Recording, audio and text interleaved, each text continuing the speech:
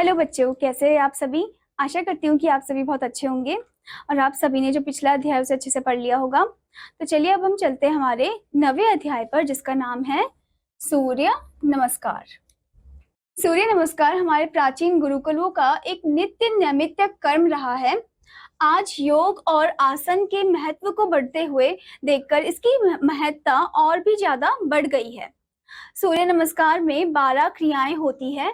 इन्हें करने के लिए कुछ सामान्य नियम हैं जो इस प्रकार है।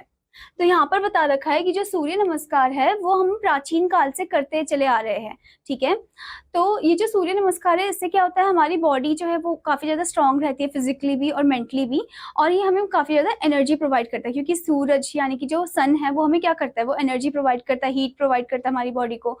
ठीक है, तो चलिए जानते हैं इसके बारे में और भी क्या दे रखे हैं पॉइंट्स। यहाँ पर आप देख सकते हो, सबसे पहले इन्हें सदैव प्रातःकाल करना चाहिए। जो सूर्य नमस्कार है वो हमेशा प्रातःकाल ही करना चाहिए, जब सनराइज हो रहा हो उस समय। ठीक है, फिर क्या बोला है, 12 स्थितियां मिलकर एक चक्र संपूर्ण करती है। जो 12 स्थितियां हैं वो मिलकर क्या करती है, एक पूरा साइकिल, एक पूरा सर्कल को क्या करती है, संपूर्ण करती है।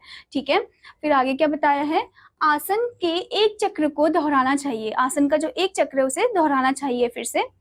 आगे तत्पश्चात एक एक बढ़ाकर 7, 8 या 10-12 चक्र तक प्रतिदिन करने चाहिए।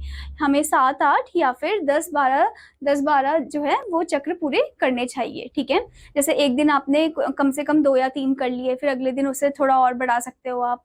ओके, फिर क्या बोला है, पूरक, रेचक, कुंभक आदि का इसमें विशेष स्थान है। इन तीनों बातों का ध्यान रखना चाहिए, आपको इन तीनों बातों का ध्यान रखना चाहिए। आगे क्या बताया है, पूरक, रेचक और कुंभक इन तीनों शब्दों का अर्थ बहुत ही सामान्य है, जिनका वर्णन निम्न है। आपको यहाँ पर बता रखा है कि इनका मतलब क्या है।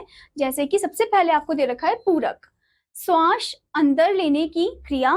पूरक मतलब जो सांस है वो अंदर लेने की क्रिया। ठीक है, फिर आगे क्या बताया, रेचक, श्वास को बाहर छोड़ने निकालने की क्रिया। रेचक मतलब सांस को बाहर छोड़ना या फिर निकालने की क्रिया। आगे बताए कुंभक, सांस को रोक लेना, सांस को कुछ देर के लिए रोक लेना, वो वाली क्रिया। ठीक है, तो यहाँ पर एक पॉइंट बता रखा है आपको। इस पॉइंट में क्या बोला है, इस पॉइंट में बोला है रोग की स्थिति में सूर्य नमस्कार का निषेध किया गया है। यानी कि आपको जब भी कोई बीमारी है तो आपको सूर्य नमस्कार नहीं करना चाहिए। ठीक है, जब आप ठीक हो जाओ तब आप कर सकते हो सूर्य नमस्कार। इस पिक्चर में आप देख सकते हो, आपको सूर्य नमस्कार के पूरे बता रखे हैं स्टेप्स। सबसे पहले आपको क्या करना है, प्रार्थना मुद्रा पे खड़ा रहना है, एकदम स्ट्रेट रहना है, झुकना नहीं है।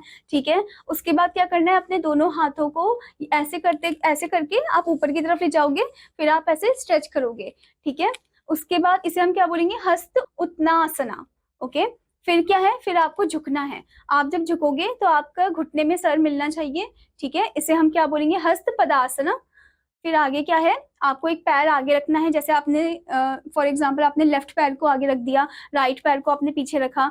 ठीक है, तो इसे हम क्या बोलेंगे, अश्व संचालन।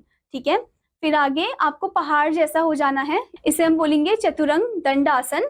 ठीक है, उसके बाद क्या करना है, उसके बाद आप ऐसे लेट कर जैसे एकदम सांप जैसा होता है वैसे फॉर्म करेंगे, तो इसे हम बोलेंगे अष्टांग नमस्कार। ठीक है, फिर क्या करेंगे हम, फिर हम एकदम थोड़ा मुड़ जाएंगे, कर्व फॉर्म में हो जाएंगे, जैसे आप इधर देख सकते हो। इसे क्या बोलेंगे हम, भुजंगासन।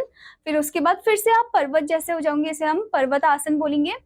फिर आगे क्या दिखा रखा है, वो जो पैर आप पीछे की तरफ ले गए थे, जो आगे की तरफ ले गए थे, वही पैर को आपको ले जाना है आगे की तरफ फिर से, इसे अश्व संचालन बोलेंगे।